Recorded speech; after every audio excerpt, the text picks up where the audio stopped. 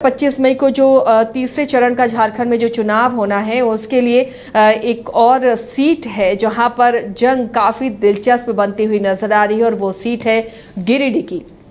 गिरिडीह की सीट इसलिए भी दिलचस्प बन जाती है कि ये इस सीट पर 3 कैंडिडेट हैं जो त्रिकोणीय मुकाबले बना सकते हैं, लेकिन क्या जमीनी हकीकत है वाकई यहाँ पर ट्रायंगुलर फाइट बनती हुई नजर आ रही है। तीनों जो कैंडिडेट हैं वो एक ही समुदाय से आते हैं, जो वोटर्स हैं उनके जो उन्हें वोट कर सकते हैं वो लगभग एक ही समुदाय से आते हैं। तो ऐसे में गिरिडीह की जंग भी काफ़ी दिलचस्प है। यहाँ पर फिर से एनडीए ने सीपी चौधरी यानी आजसू के जो कैंडिडेट थे, पिछली बार सांसद थे चंद्र प्रकाश चौधरी, वही चुनावी मैदान में है। वहीं जेएमएम ने मथुरा महतो पर यहाँ दांव खेला है। वहीं तीसरे प्रत्याशी के रूप में यहाँ जयराम महतो भी चुनावी ताल ठोक रहे हैं, जो छात्र नेता से अब राजनेता बनने जा रहे हैं। तो ऐसे में यहाँ की जंग कितनी दिलचस्प हो सकती है, कैसा मुकाबला यहाँ पर होगा, ये हम समझने की कोशिश करेंगे कि वहाँ पर किस तरह से जब ग्राउंड रिपोर्टिंग कर रहे हैं तो क्या कुछ सामने आ रही है और गिरिडीह में हमेशा कौन कौन से फैक्टर काम करते रहे हैं, इस पर हम चर्चा करेंगे। हमारी सहयोगी करिश्मा हमारे साथ जुड़ रही है। करिश्मा, गिरिडीह की जंग को कैसे देख पा रही हैं आप? जो देखिए, अगर गिरिडीह की बात करेंगे आसिया, तो एक हॉट सीट बनता जा रहा है जब से जयराम महतो की एंट्री हुई है। हालांकि अगर झामुमो की बात करेंगे तो झामुमो की ओर से टुंडी विधायक मथुरा प्रसाद महतो चुनावी मैदान में है, और आजसू की बात करेंगे तो आजसू से सीपी चौधरी चुनावी मैदान में। हालांकि 2019 में आजसू की ओर से सीपी चौधरी चुनावी मैदान में उतरे थे और जीत भी हासिल किए थे। एक बार फिर से सीपी चौधरी पर आजसू ने भरोसा जताया है और एक बार फिर से आजसू की ओर से सीपी चौधरी चुनावी मैदान में। लेकिन देखिए, अगर हम लोग गिरिडीह की बात करेंगे तो यहाँ पर त्रिकोणीय मुकाबला जो है वो देखने को मिल रहा है, क्योंकि जयराम महतो भी चुनावी मैदान में है। और गिरिडीह की बात करते हैं आसिया, तो गिरिडीह में कुर्मी फैक्टर जो है वो कहीं ना कहीं काम आता है। और तीनों ही अगर प्रत्याशियों को हम देखें तो तीनों ही प्रत्याशी जो है वो कुर्मी समाज से आते हैं। अब देखिए, कई लोगों से हमने बातचीत की, कई क्षेत्रों का मैं खुद जाकर भ्रमण की, लोगों से बातचीत की कि आखिर कितना विकास का कार्य जो है वो गिरिडीह में अब तक हुआ है और कौन कौन मुद्दे को लेकर जनता जो है इस बार अपने प्रत्याशी को चुनेंगे, यानी कि उन्हें जीत दिलवाएंगे। तो कई लोगों का कहना था कि मोदी जी अच्छा काम करे। हालांकि कई गांव में घूमी, कई पंचायत, कई प्रखंड में गई, वहां पर लोगों का यही कहना है कि जो योजना बीजेपी की ओर से चलाई जा रही है उस योजना के तहत यहाँ पर आजसू के प्रत्याशी सीपी चौधरी को लोग आगे बढ़ाएंगे, यानी कि उन्हें ही अपना आशीर्वाद देंगे। लेकिन कई आरोप जो है वो सीपी चौधरी पर लगाते हुए लोग नजर आ रहे थे। लोगों का कहना था कि 5 साल से कहां थे सीपी चौधरी, ये किन्हीं को नहीं पता था। हालांकि इसको लेकर हमने सीपी चौधरी से बात की थी आसिया, तो उनका स्पष्ट रूप से कहना था कि वो लगातार कार्य कर रहे थे। हालांकि कई ऐसे लोग हैं, कई ऐसे जनता है जिनका स्पष्ट रूप से कहना है कि सीपी चौधरी ने काम किया है, विकास का कार्य हद तक पूरा हुआ है। इसके साथ ही 2100 किलोमीटर का लोग जिक्र कर रहे थे कि 2100 किलोमीटर सड़क जो है वो सीपी चौधरी ने बनवाई है। तो लगातार लोगों का कहना है कि विकास का कार्य जरूर हुआ है, लेकिन इस बार लोग जो है मन बना लिए हैं कि वोट किसको करना है। इसके साथ ही झामुमो की ओर से टुंडी विधायक मथुरा प्रसाद महतो चुनावी मैदान में है। अगर मथुरा प्रसाद महतो की बात करेंगे तो 3 टर्म से वो विधायक रहे हैं, 2005, 2009 और 2019 में जीत हासिल किए थे।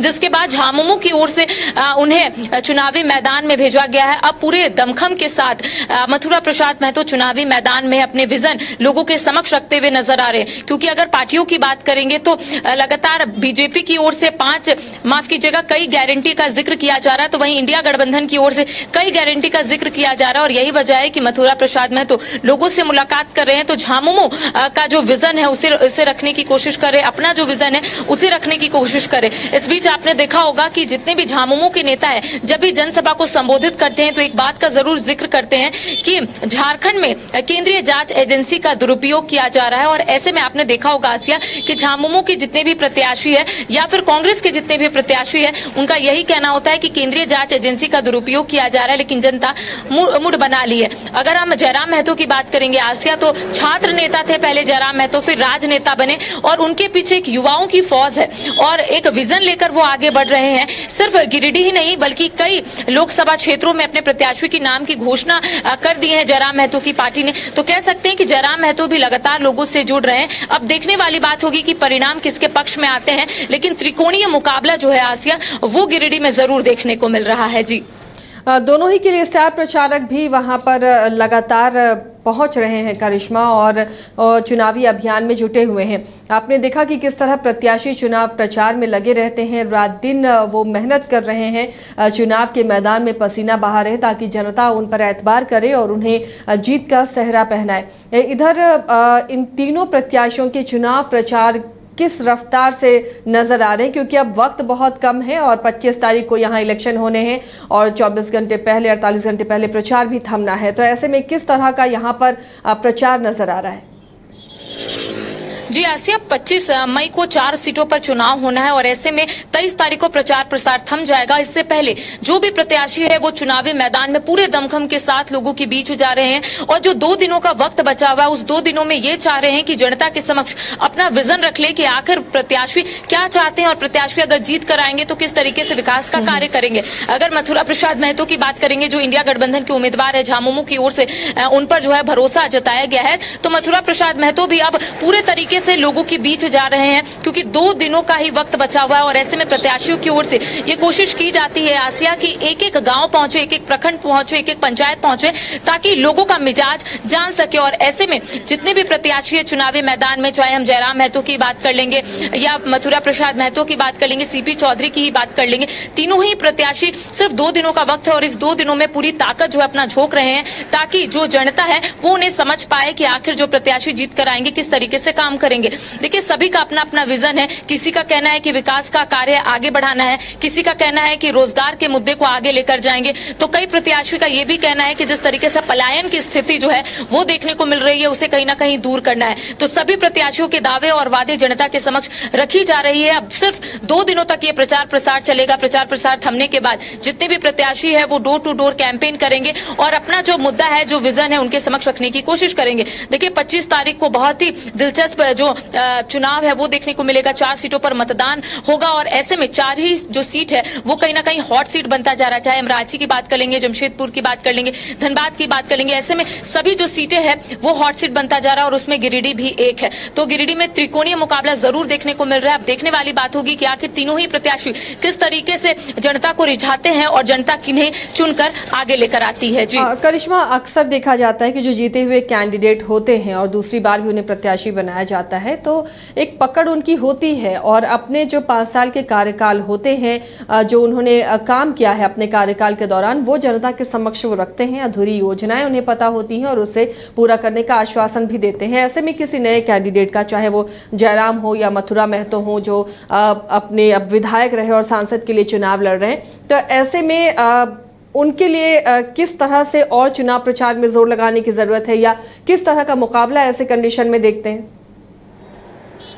जी आसिया, अगर हम बात करेंगे गिरिडीह की तो वो आजसू की सिटिंग सीट है। सीपी चौधरी ने 2019 में जीत हासिल की थी और इस बार आजसू की ओर से ये रणनीति भी बनाई गई है कि एक बार फिर से सीट जो है आजसू के खाते में आए और यही वजह है कि सीपी चौधरी लगातार भ्रमण कर रहे हैं, कई क्षेत्रों का भ्रमण कर लोगों को ये बताने और समझाने की कोशिश कर रहे हैं कि आखिर वो 5 साल में क्या कार्य किए हैं। हालांकि कई आरोप जो है उन पर लगते हुए नजर आ रहे हैं। कई लोगों का कहना था कि 5 साल सीपी चौधरी कहाँ थे किसी को भी नहीं पता था, लेकिन जब सीपी चौधरी से बातचीत हुई तब उन्होंने रिपोर्ट कार्ड दिखाया और उनका कहना है कि सभी काम जो है वो गिरिडीह में हुआ है और मैं लगातार निरंतर लोगों के बीच में हूं। इसके साथ ही उनका ये भी कहना था कि जो विपक्षी दल है वो माहौल बनाने की कोशिश कर रहा है, क्योंकि मैं तो काम कर रहा हूं, मैं जनता से भी मुलाकात कर रहा हूं, उनकी समस्या किस तरीके से सुनता हूं वो मुझे ही पता है और उसका निदान मैं तुरंत कर देता हूं। तो ये सीपी चौधरी ने कहा है। लेकिन कह सकते हैं आसिया की तीनों ही प्रत्याशी, एक तो विधायक है टुंडी के, हालांकि झामुमो की ओर से विश्वास जताया गया है, तो वो किस तरीके से कार्य करेंगे ये देखने वाली बात होगी। और जयराम महतो जो छात्र नेता थे उसके बाद राजनेता बने, अब लोकप्रियता उनकी जो है वो बढ़ती नजर आ रही है। युवाओं की एक लंबी फौज जो है उनके साथ है। युवाओं का कहना है कि बदलाव होना चाहिए। गिरिडीह में जितना बदलाव होगा उतना गिरिडीह वासियों के लिए फायदा होगा। तो कह सकते हैं आसिया की तीनों ही जो प्रत्याशी है वो कहीं ना कहीं एक विजन, एक मुद्दा लेकर जनता के बीच में जा रहे। लेकिन थोड़ी परेशानी होगी, चाहे हम जयराम महतो की बात कर लेंगे या फिर टुंडे विधायक मथुरा प्रसाद महतो की बात कर लेंगे, क्योंकि उन्होंने विधायक का चुनाव जरूर लड़ा है, लेकिन एक बार झामुमो की ओर से उन्हें चुनावी मैदान में उतारा गया है तो पूरे तरीके से वो तैयार है कि आखिर कैसे जनता के बीच में जाना है, कैसे जनता को रिझाना है। क्योंकि देखिए 2 दिनों का ही वक्त है और ऐसे में तीनों ही प्रत्याशी की ओर से ये कोशिश की जाएगी आसिया की जनता जो सुनना चाहती है, जनता जो जानना चाहती है, उसे तीनों ही प्रत्याशी जो है वो जनता के समक्ष रखे, ताकि जनता जो है वो मूड बना ले कि आखिर 25 तारीख को किसे वोट देना है और किसे जीत हासिल करवाना है। जी करिश्मा, गिरिडीह में कौन कौन से ऐसे फैक्टर हैं जो काम करते हैं चुनाव के दौरान और वो फैक्टर ही जीत हार तय करते हैं?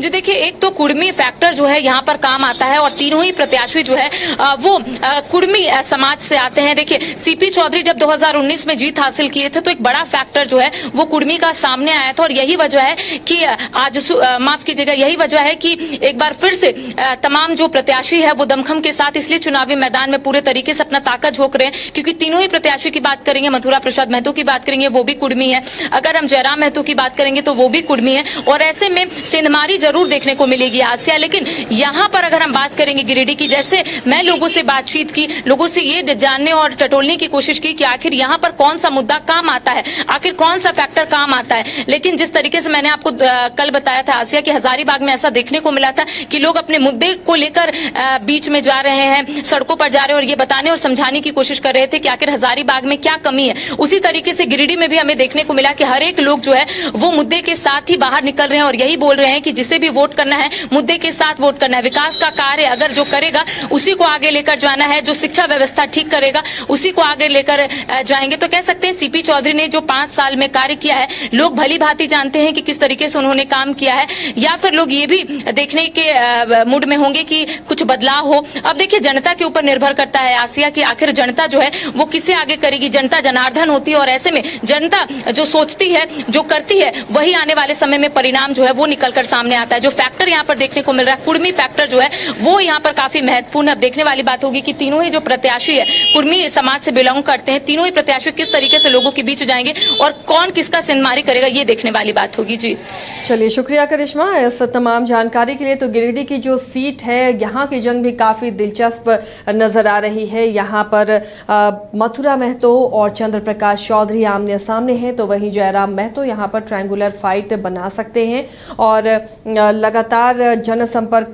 किया जा रहा है, लगातार चुनावी सभाएं हो रही हैं तमाम कैंडिडेट के बीच में। इस सीट पर भी महतो फैक्टर, कुर्मी फैक्टर काम करता है, लेकिन तीनों ही जो उम्मीदवार हैं वो उसी फैक्टर से बंधे हुए हैं। तो वो वोट के साथ बाकी जो अन्य समीकरण हैं, अन्य जो मतदाता हैं वो अपने पाले में किस तरह ये कर पाएंगे, ये देखना काफ़ी दिलचस्प होगा। और 4 को नतीजे आएंगे, कौन मतदाताओं के दिलों पर राज करता है ये देखना भी काफी दिलचस्प होगा। एलीट इंस्टीट्यूट, अगर आपके अंदर चाह है तो एलीट आपकी राह है। IIT हो या मेडिकल, आप चाहते हैं अपने आप को उत्कृष्ट दिखाना, आप चाहते हैं खुद को एक IITian के रूप में दिखना या मेडिकल के क्षेत्र में आगे बढ़ना, तो एलीट आपके लिए एक बहुत बड़ी ताकत के साथ आपके सामने है। आइए, खुलिए, बढ़िए, पहुंचिए। Elite institute.